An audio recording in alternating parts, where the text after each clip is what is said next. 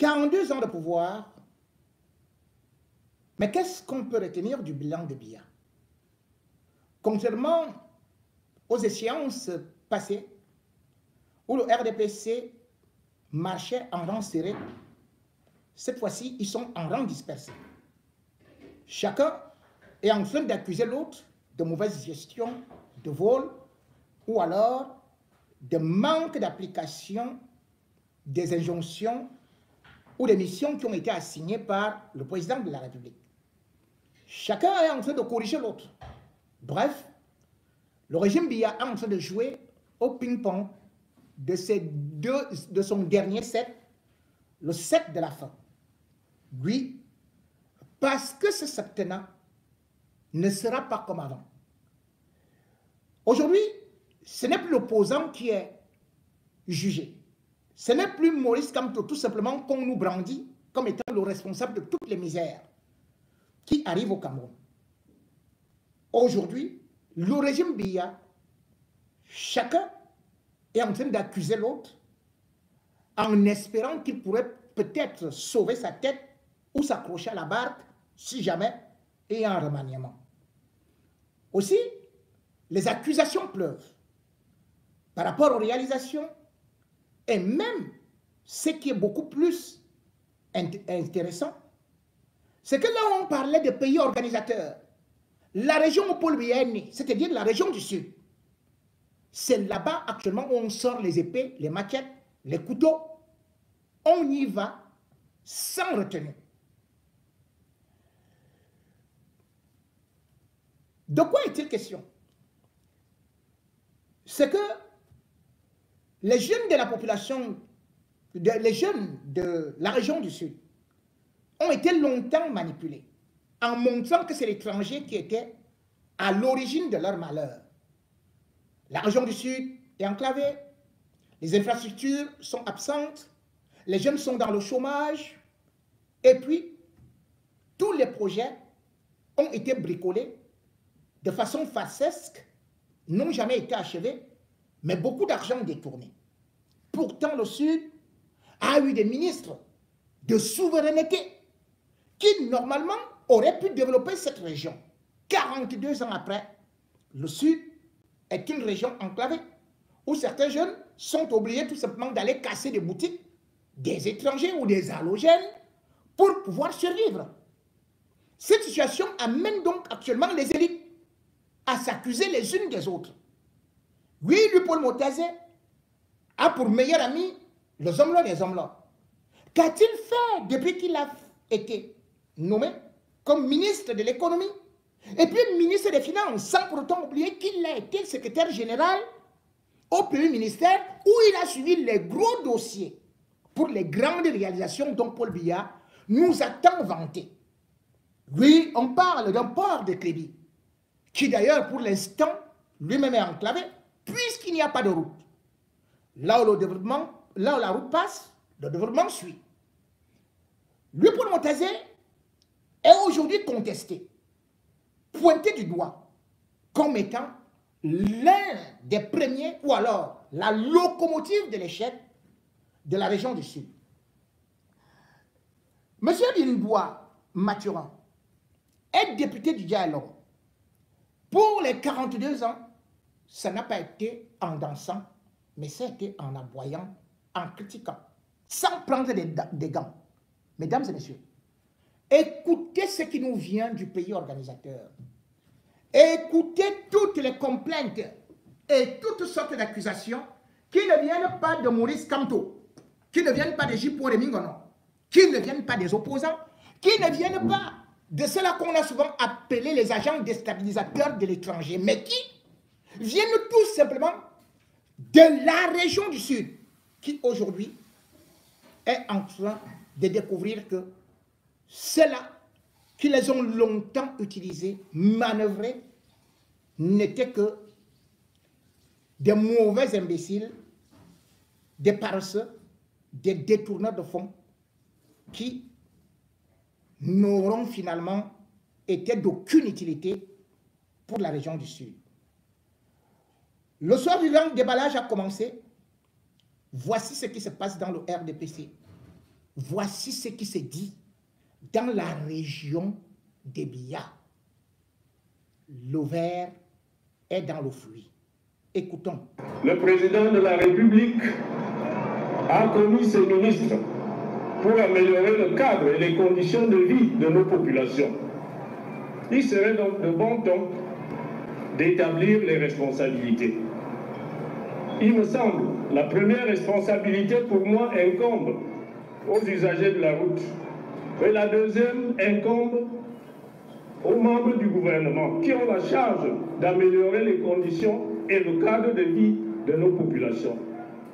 Je me saisis, ou alors je saisis les paroles de fin du célébrant principal, qui n'est malheureusement pas allé au-delà, mais qui a mis le pied à l'étrier, pour nous sensibiliser sur le fait que c'est le gouvernement qui améliore les conditions et le cadre de vie des populations, commis par le chef de l'État. Malheureusement, il n'en est pas question s'agissant du département du Djelo.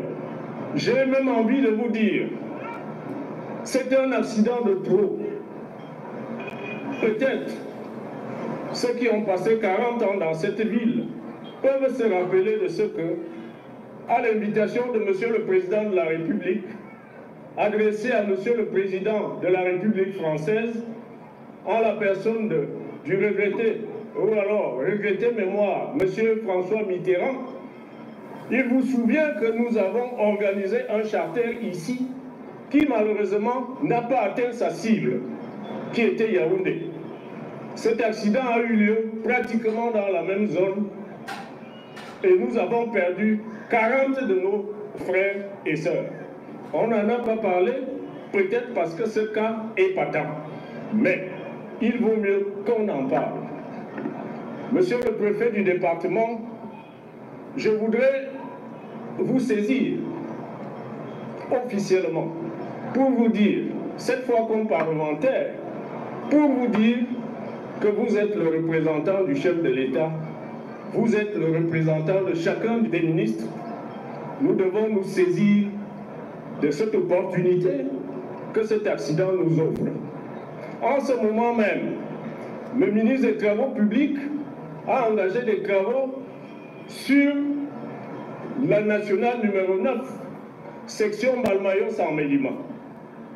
Nous entendons dire que c'est un entretien confortatif.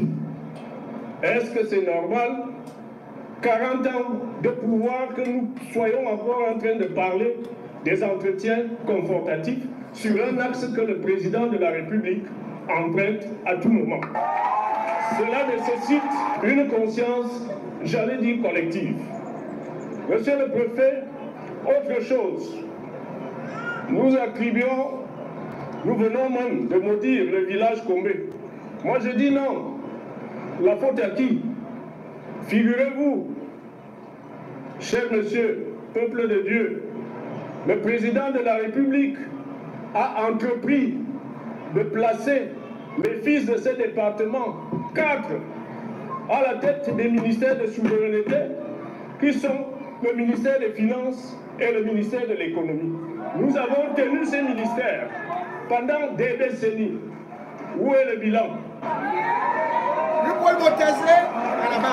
Écoutez-moi bien. Écoutez-moi bien. Je ne fais pas de procès à qui que ce soit. C'est le procès, c'est bon. Ceux qui ont vécu chez les Britanniques savent ce qu'on appelle le joint venture. Le joint venture veut dire, en langage facile, tu me donnes, je te donne. Je suis, tu es. Qu'est-ce que ça veut dire? Je suis ministre des Travaux publics, tu es ministre des Finances. Fils de ce pays, quand il y a un acte à poser à l'ouest, il faut en poser un au sud, pour que moi, le financier, je paye les deux actes. Mais ce n'est pas tout à fait ce qu'on voit. Nous ne voyons que de l'agitation politique quand il faille qu'on vienne alimenter les jeunes ici pour combattre les autres jeunes. Je voudrais donc terminer, pour ne pas monopoliser la parole, pour remercier une fois de plus les célébrants, les membres du clergé, tous ceux qui sont venus, le peuple de Dieu, vous vous Bon. êtes élus depuis des Là années maintenant, et qu'on ne voit c'est un rien. autre. On vous a même donné des marchés. Goudronner les routes, arranger les routes qui vont dans votre village. Les pavés se sont arrêtés à 1 kilomètre de votre propre village. Quelle honte! Vous C'est avez chaud. décidé de donner la lumière. On a commencé à poser les lampadaires devant les cours des amis, laissant d'autres pans du Ça va village dans commencer le noir. aussi. Quelle honte! Pays Vous organisateur. osez parler.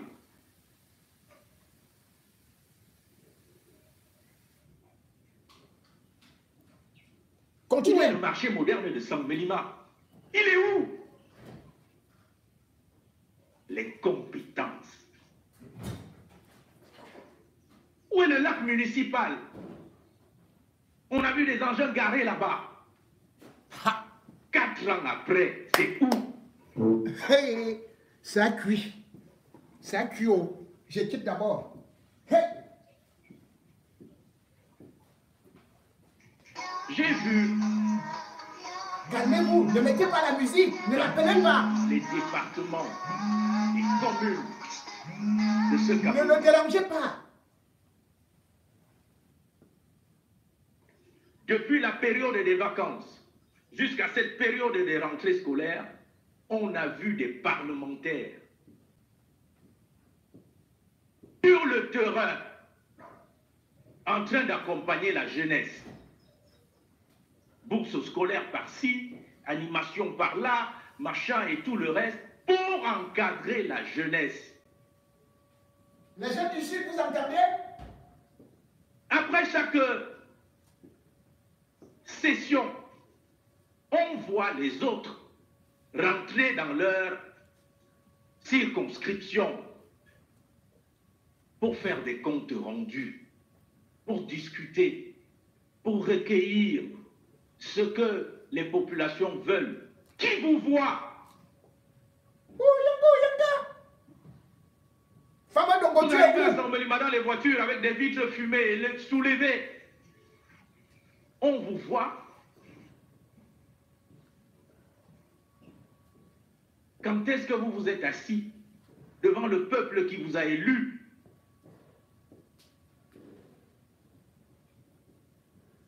Dire voilà le travail que nous avons fait. Jamais.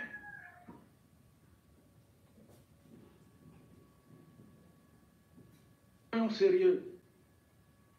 Vous pouvez autant aimer les populations qui se sentent en ce moment meurtries. Vous pouvez les aimer plus que vos propres frères et sœurs de votre village, où vous avez laissé la route à près d'1 kilomètre. Arrêtons les conneries. Vous avez géré les marchés publics dans cette ville. Où en sommes-nous? Hein? Où est la ville? Demandez à Moubelinga. Où sont les infrastructures? C'est chez les Bamileke. C'est les Bamileke qui ont pris. Le pont qui va dans votre village s'est effondré. Ah! Tout est tombé dans l'eau. Les gens contournaient à plusieurs dizaines de kilomètres pour venir à Sangmelima. Vous avez vu? Non. On a vu ceux que vous insultez là, quitter de leur village, où ils sont sur le goudron, venir arranger les ponts de votre village. Quelle honte!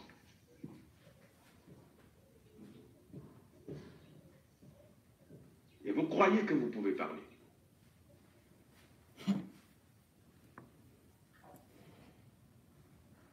Le mieux est de se taire et parfois de faire profil bas. Parce que dans les placards qui sont les vôtres, c'est des cadavres en un point finir. Ce n'est pas à Sangmelima que vous pouvez faire la fanfaronnade, parce que tout le monde vous connaît. Vous sortez d'où? Hein? Lui, pour Montazé est fâché, hein? le monde sait qui est qui dans cette ville. Qui a fait quoi? Comment telle est devenue telle chose?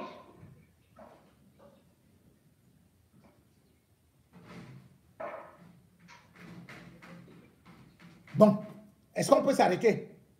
Tu as déjà beaucoup... Parce que ton ventre là peut s'éclater. Tu peux... Des fabrications d'autres. Non. Bon. Arrêtons-le. C'est très grave. Charles Lateba Yene avait bien annoncé le pays organisateur. Voilà des gens qui n'ont semé que le tribalisme. Mais quand ils vont voler, les mêmes gens qui disent au boulot que ce sont des Bamileke, ils travaillent avec les Bamileke. Le Paul Montazet travaille avec Nganou Djoumessi. Quand ils volent ensemble. Ils payent les marchés de Nganou Djoumessi. Là-bas, il n'y a pas de tribu. Quand ils doivent voler. Mais quand il faut opposer les Camerounais, ils viennent donc vous dire que, vous savez, les gens là, ou ceci et cela, c'est eux qui font qu'on n'avance pas. Et le pire, c'est que même dans le système, c'est-à-dire que dans la propre famille de Biya, lui, Paul Montazet, c'est Biya, le neveu de Biya. C'est le même scénario. Regardez Franck Biya. Qu'est-ce que Franck Biya a déjà offert au Boulou ou aux Akonolinga? Rien. Ses demi-frères, j'en connais un. C'est-à-dire que vous êtes même mère. Est-ce que vous savez que Franck Biya a des frères même mère? Ils sont là à Yaoundé, ils moisissent. Certains parfois, ils sont en prison dans les cellules pour escroquerie. La mère de Franck Biya, elle avait été arrêtée ici à Paris. Parce qu'elle faisait les fausses fiches d'imposition avec les faux bulletins de paie.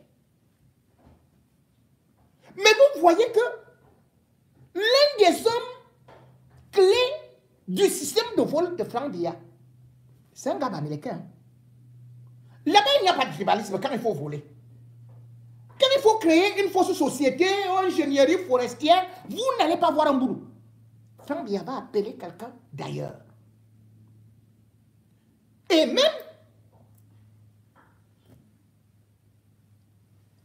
aujourd'hui, Franck Biya qui n'a jamais rien offert au Sud, lorsqu'il a marché, il ne va pas prendre quelqu'un du Sud. Il va maintenant dans le Grand Nord. Là, il dit qu'il y a l'électorat. Et l'homme de main de Franck Biya aujourd'hui, c'est Ali Bachir. Ali Bachir, c'est l'ancien député de la... je crois qu'il était de l'Angina. Ali Bachir a fait des études au niveau de l'Allemagne. Mais aujourd'hui, les multimilliardaires, qui lui a donné tous les marchés et pour qui il travaille actuellement?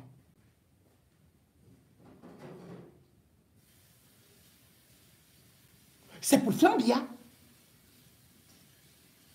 Et vous savez là où il va prendre la richesse? C'est dans une autre région enclavée, à l'est. Ali Bachir va là-bas. Il exploite de l'or. Il exploite le diamant. Il exploite le pétrole sous couvert de Franck Biya. Et ce n'est pas tout. Vous avez vu Paul Biya rentrer de Genève, incapable de marcher. Et après, les gens ont fait beaucoup de commentaires sur l'élévateur, c'est-à-dire l'ascenseur qui a pris Paul Biya, le porte-charge, pour venir le déposer. Et il a fait seulement quelques pas pour saluer Ngongo avant de partir. c'est un porte-charges qui vient d'être acheté, machin et tout. Faux! Ce porte-charge a été acheté depuis 2020. Je vais vous le prouver par les images. Et qui a fait le marché? C'est Ali Bachir, sous couvert des ADC. C'est-à-dire que c'est les ADC qui font toujours semblant de faire les appels d'offres. Mais ces appels d'offres vont directement à la société de Franck Biya, qui est utilisée par Ali Bachir. La preuve par l'exemple. Ça, c'est le dernier retour de Paul Biya. Vous voyez, là derrière, vous voyez l'ascenseur, le porte-charge. Ok. Vous avez vu qu'il n'y a qu'un gongo. Vous avez vu la tenue de Chantal Biya. Elle est bleue. Ici, regardez derrière. C'est le même porte-charge qui est là-bas. Chantal Biya est en rouge. Et si vous avez John Gouté, là, Ngongo, voilà le porte-charge qui est là-bas. Cet appareil-là. Vous savez qui a acheté ça? La société Overplus. La société Overplus appartient à Franck Biya. Et qui représente Franck Biya? Ali Bachir. Cet appareil, ce monte-charge, on appelle ça Thunder Fuss 6000. C'est Ali Bachir qui a fait des affaires de ça et qui a empoché plusieurs milliards. Comme ça arrive chez lui, Paul Moutazi, c'est-à-dire que vous partez de 2 milliards, vous vous retrouvez à 20 milliards. On met seulement un zéro. Voilà les affaires d'Ali Bachir. Et ce n'est pas tout.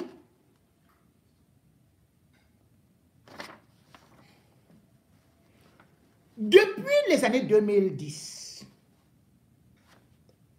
on vous a dit qu'il fallait une clôture à l'aéroport de Douala. Toujours les ADC. On a commencé par dire que on offrait ces marchés à une société. Vous savez qui gagne ce marché depuis tous les 2 ans ou tous les 4 ans? Clôture de l'aéroport de Douala. Parce que l'aéroport de Douala, je crois que c'est sur une superficie de 1400 hectares. Donc, ils prennent 400 hectares. Ils ont dit qu'ils font une clôture de 20 km. Chaque année, on part de 3 milliards à 3 milliards 5, à 4 milliards, à 6 milliards. On vous dit que le matériel va venir de l'Allemagne, des grandes sociétés japonaises, américaines. C'est faux. Quelle société fait ces marchés? C'est HAB. HAB, c'est Ali Bachir. Vous voyez que les grandes compagnies internationales, on dit que l'aéroport de Yaoundé, et même celui de Douala, n'était plus exploitable. Donc, on attend qu'on aménage la piste. Vous savez, le marché d'aménagement de la piste à Soumou, qui fait la Soum, le directeur des ADC, vous savez à combien ça s'élève? 66 milliards. Une clôture, ils viennent y mettre des choses comme ça, et disent qu'on va mettre les miradors, on va mettre ceci et cela. Allez, ils reprennent ça chaque année. le même nombre de milliards augmente. On ajoute d'autres milliards.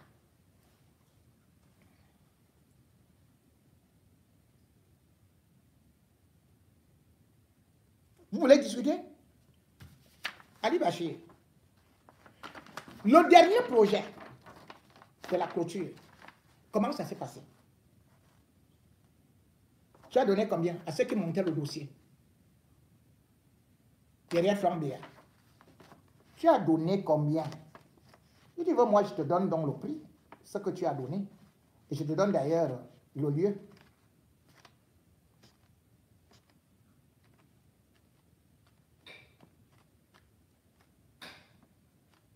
Tu as donné 50 millions.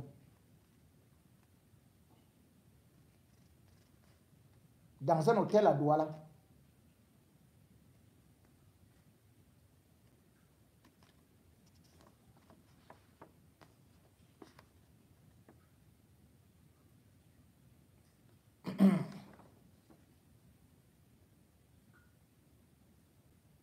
Pour un autre marché de 2 milliards.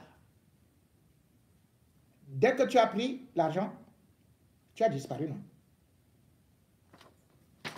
Tu iras en prison.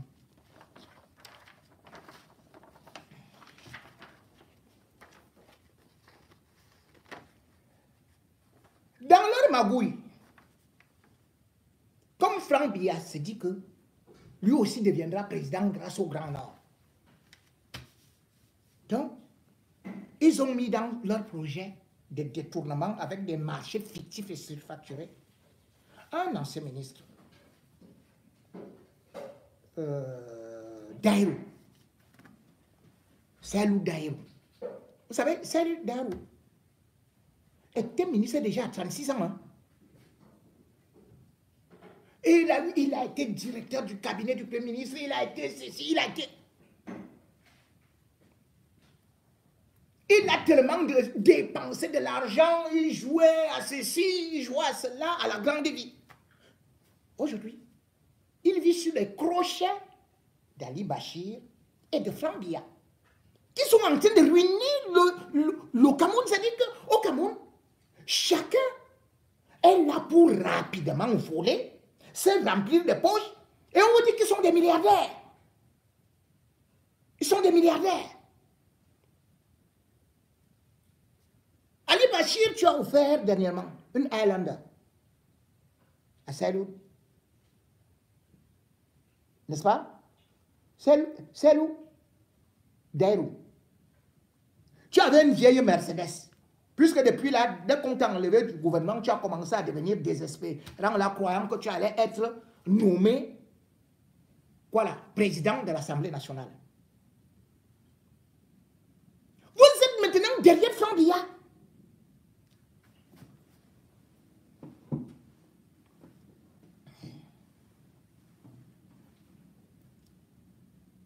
C'est lui d'ailleurs, non, Ali Bachir.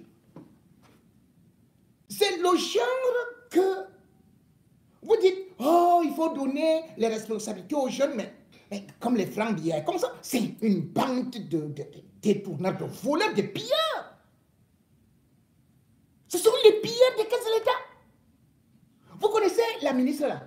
Elle est entrée dans le gouvernement en 2000. Madame Amana, oui, je crois. Oui, je crois que c'est comme ça qu'elle s'appelle. Oui, Madame Adama Aman. Elle a été nommée ministre de l'Éducation de base. Grâce à Franck Biya. Pourquoi? Parce que Ali Bachir a épousé la fille de celle-là. Sauf que quelques temps après, vous avez appris qu'elle avait été arrêtée pour détournement d'1 milliard au ministère de l'Éducation de base. Elle a là à Kondengui. Ministre Biya est allé à Kondengui.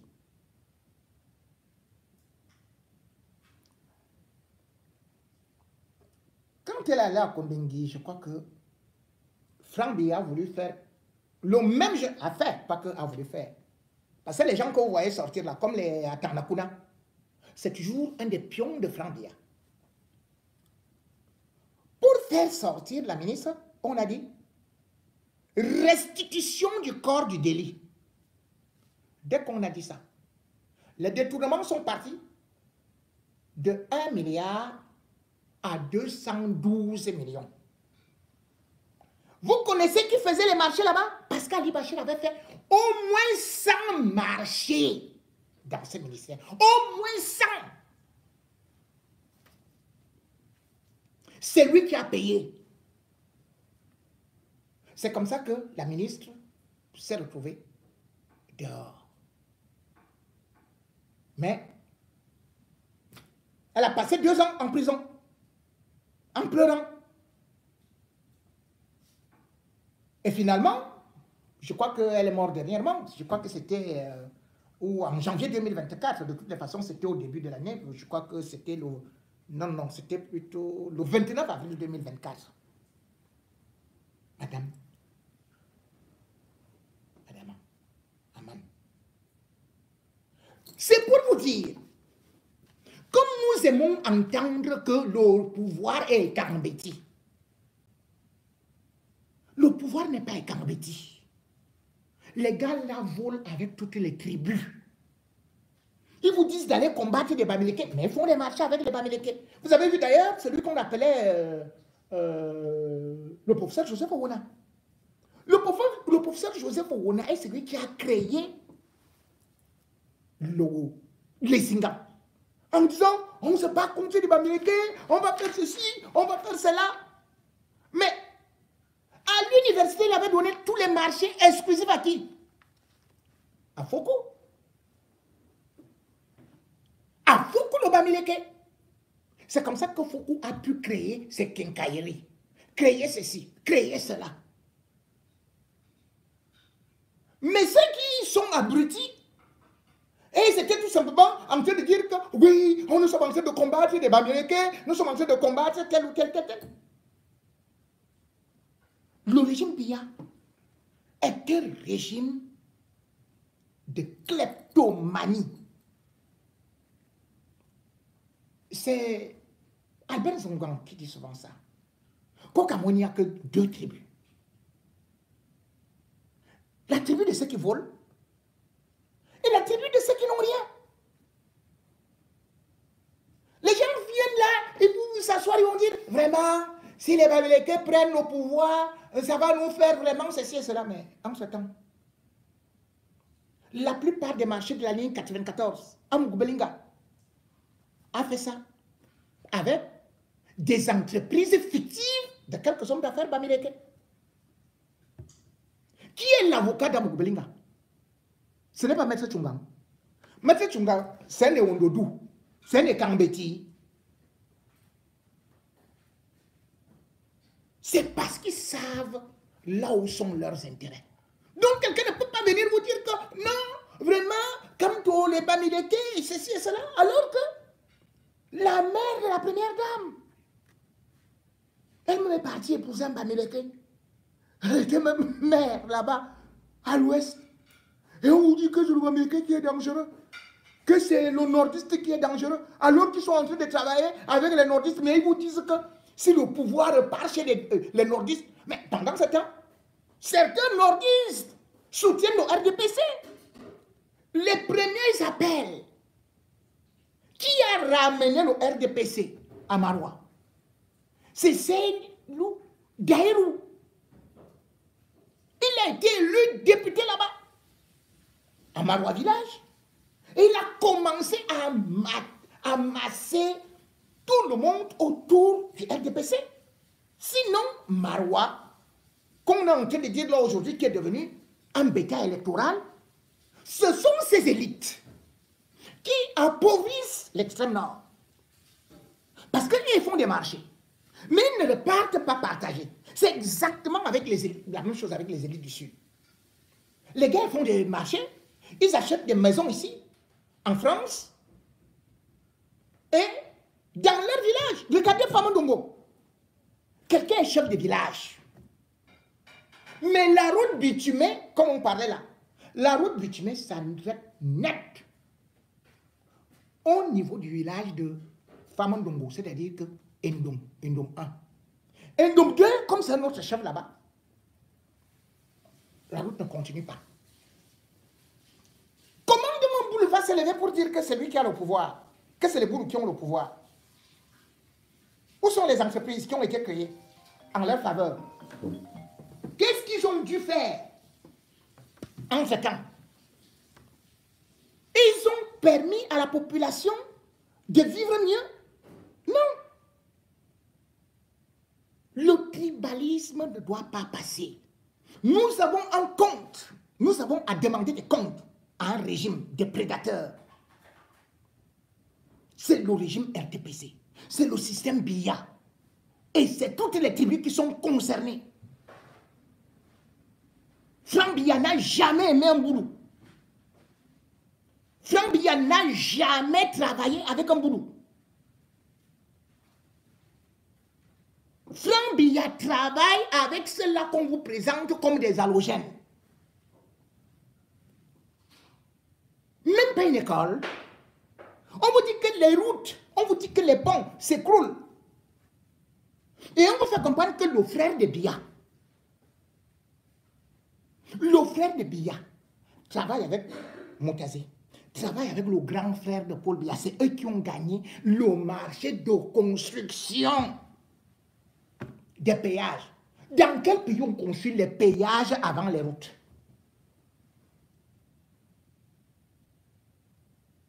Nganou Djoumassi est, selon notre grand frère là, Biloa ici, infirmier.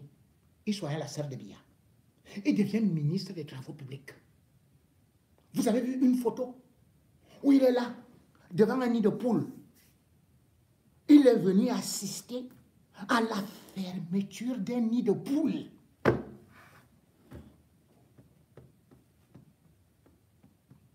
Vous croyez que si Nganou Djoumassi n'avait pas l'appui du frère de Biya, Boulou, vous croyez qu'il sera au gouvernement? Jamais. Ils vous mentent pour rien. Bien au contraire, les Boulous ont trop perdu et ils risquent encore de trop perdre. 2025 là, vous avez entendu comment eux-mêmes ils ont commencé à se gifler, non? Giflez-les! Chassez-les! Ils vous ont fait reculer. Vous vous rendez compte que vous avez faim au sud? Là, la terre est fertile. Votre président est venu avec des tracteurs plantés. C'est-à-dire qu'il n'a même pas donné que prenez gratuitement. Comment les tracteurs peuvent vous pourrir en brousse? Comment vous pouvez comprendre que l'hôtel du comice ne fonctionne pas? Comment vous pouvez comprendre même que le comice agro-pastoral, quand Aïdjou quitte le pouvoir, ça devait être organisé au sud, mais qu'il a fallu 11 ans pour organiser un faux comice? Ces gens-là ne vous aiment pas. S'il y a 2 régions qui sont même handicapées par le système BIA, c'est première région, c'est le sud, d'où Paul Biya est originaire. Deuxième région, c'est l'Est, d'où Chantal Biya est originaire. Le mal et celui qui te tue ne viennent pas de loin. Ils viennent de ta propre famille.